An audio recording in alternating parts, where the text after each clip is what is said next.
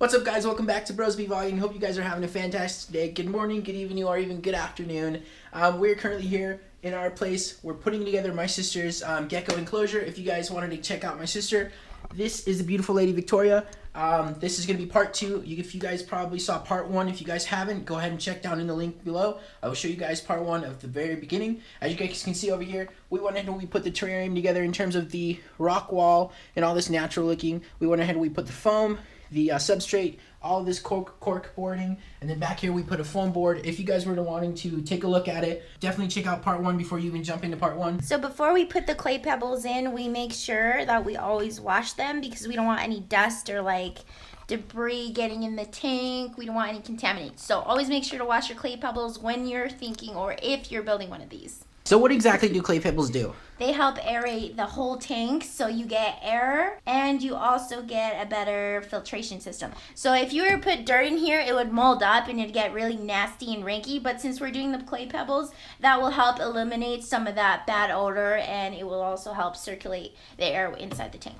So now that we got that out of the way, we're going to go ahead and work on towards our actual mesh. This right here is a window mesh. You can actually find this down at Home Depot, Lowe's, wherever your hardware store is. This is literally just a screen that protects your windows from flies or any kind of bugs from coming to your house. We actually ended up taking this. This is going to be a layer between the actual clay pebbles and the dirt because we want to keep that separated so that way the dirt doesn't actually end up going into it. We want it to make sure that there's enough space between the clay pebbles and the actual dirt so water can go right through the dirt and down to the bottom. We went ahead and we actually cut the correct size of mesh that we needed. We're going to go ahead and lay it right on inside here, just like so. Keep the clay pebbles on the bottom. Some of them are tempting to come up top.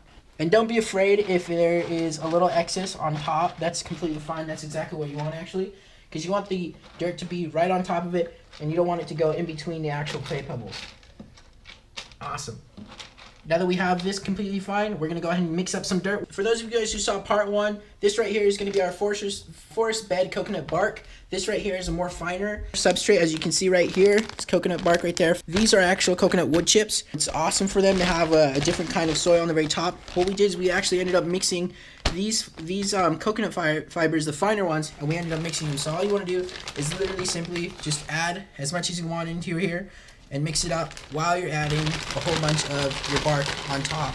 And the good thing about this in terms of a terrarium that you're doing is you want to make it as natural as possible. So that way this is considered dirt with the actual husk. And the plants that you're putting in with it, it's going to go ahead and attach really well to it. And that's exactly what we want. So let's go ahead and put inside to our tank.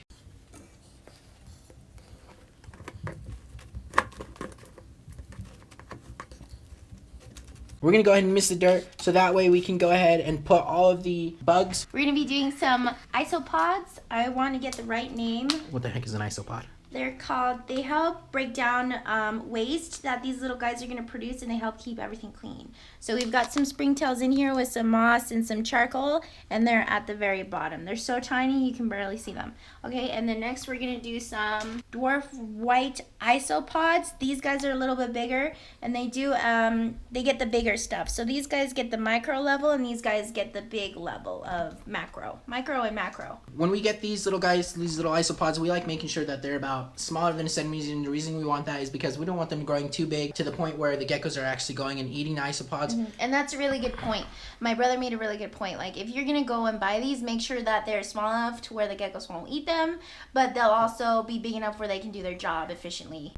One of the things that we completely forgot to mention is that these little guys, these isopods, actually come in charcoal, and that's a really good thing. You want to go ahead and put that inside of the dirt. That charcoal actually acts as more of a cleaning, and it's more of a cleaner, which is a great thing for your tank because, again, all we want to do is put this terrarium. It's going to be a live, living ecosystem, and we pretty much just want to make sure it stays clean. And charcoal, as we all know, it filters things, so that's a really good thing. Go ahead and light it up, Biggie.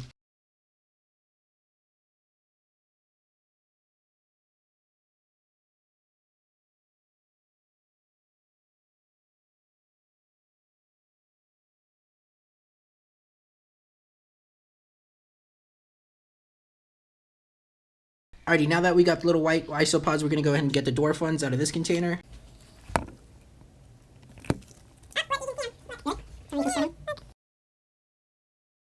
There they go. They're like little potato bugs. I don't know if they can see them. Here, let me take them to the light really quickly. I don't know if you guys can see them. They're those little white ones that are moving right there.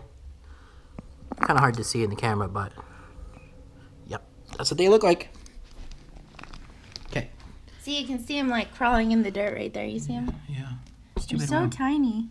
Okay, here you go. Okay, so you're just gonna finish putting the rest of this in here like so. Dude, this is so dupe. This is so doopy. This is so dupe. doopy. This is so dupe. Dupe? I keep saying dupe. This is so dope because it's like we're actually seeing it come to life. We're seeing we're seeing life in this tank, which is really cool. Like in reality, what I mean in my perspective, in my mind, this is like another planet. Yeah. It's like we're bringing the jungle to our room. That's pretty cool. Which is bad because you really don't want to do that to all the animals in the world, just to some of them.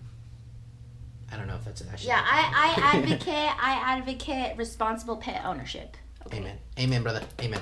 All right. All right, now that we've got that laid out, we're going to go ahead and start working on all these little plants. And of course, as you guys can see, you guys are probably wondering, holy crap, you guys have a crap ton of plants for this little tiny tank.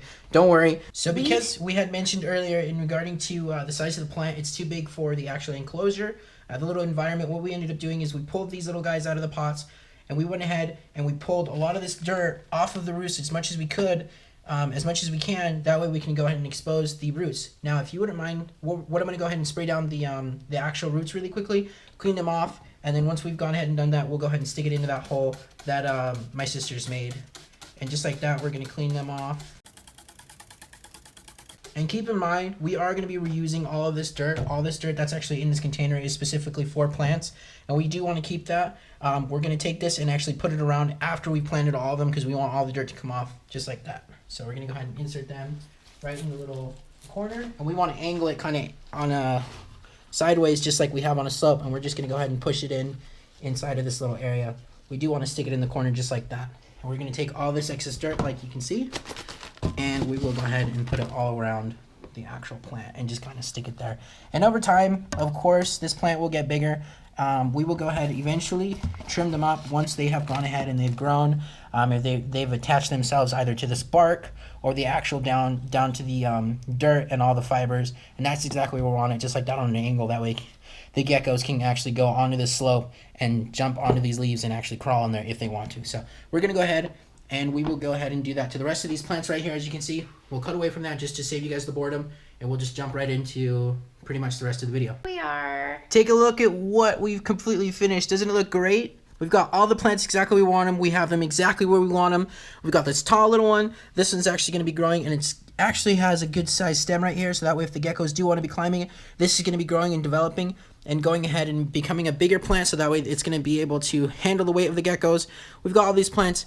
One thing I did want to make sure you guys are aware of, to keep this in mind, is that your first couple of days that your plants are actually inside of this little tiny enclosure, it is going to stress the plants out. They might turn yellow, so that because they are getting stressed out. So just keep that in mind. Keep these little guys in here for a good, I'd say a good 24 hours to 48 hours. See how they're doing before you even bother adding the geckos. Because again, you don't want to add animals to a stressful environment that's growing and that's living, because that's just probably just not a good thing. Because those little animals, they're going to get big eventually, and they're going to tear this place up. And like I like to say, they're going to tear shit up. Hopefully YouTube doesn't demonetize me for doing that. And as you can see now, my sister Victoria, she's actually laying down the moss that's going to be growing there. And it's going to be acting, what exactly is moss going to be doing to the tank? So moss helps keep the humidity inside of the tank. So let's say I forget to spray like for 3 days. Then the moss will be like an emergency backup to help keep the humidity up and the plants hydrated. Perfect. So now that we have those done, this is pretty much the way our tank is going to be set up. We're going to leave it like this for now. We're going to let it do its thing for the next 24 hours. We'll go ahead and update you guys after we're done.